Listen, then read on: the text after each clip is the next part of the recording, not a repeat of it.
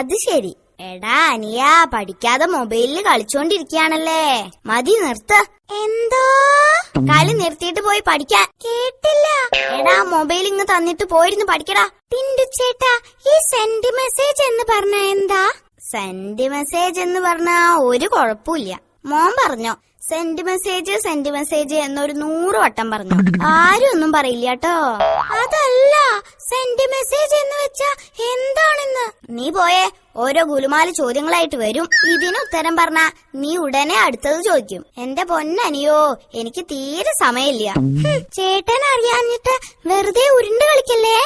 എടാ, send message എന്ന് പറഞ്ഞാൽ നല്ല മണമുള്ള മെസ്സേജും ഉണ്ടാവും. അങ്ങനെ നല്ല മണമുള്ള മെസ്സേജിന് പറയുന്ന പേരാണ് സെൻഡ് മെസ്സേജ്.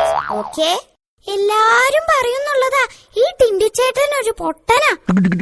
നീ എന്റെ കയ്യിൽ നിന്ന് മേടിക്കും. ആ മൊബൈൽ ഇങ്ങ് തന്നേ. പോയി പഠിക്ക്.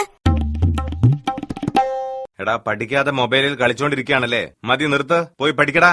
ദൈവമേ, ഞാൻ അനിയനോട് പറഞ്ഞ അതേ ഡയലോഗ്. എന്താടാ പിറുപിറുക്കുന്നത്? ആ മൊബൈൽ ഇങ്ങ് താ, എന്നിട്ട് പോയി പഠിക്ക്. അച്ഛാ, എനിക്കൊരു അസുഖം ഉണ്ടായിരുന്നു. അസുഖമോ? എന്തസുഖം? സംസാരിക്കുമ്പോ കേൾക്കാൻ പറ്റുന്നുണ്ട്, പക്ഷെ കാണാൻ പറ്റുന്നില്ല. ദൈവമേ, കുഴഞ്ഞോ? ഇതെന്തസുഖം? മോനെ ടിൻഡു, അച്ഛനെ പേടിപ്പിക്കാതെ നമുക്കുടനെ ആശുപത്രി പോവാം. ആട്ടെ, എപ്പോഴാ ഈ അസുഖം ഉണ്ടാവാറ്? ഫോണിൽ സംസാരിക്കുമ്പോളാ. ശബ്ദം കേൾക്കാം, പക്ഷെ ആളെ കാണാൻ പറ്റുന്നില്ല.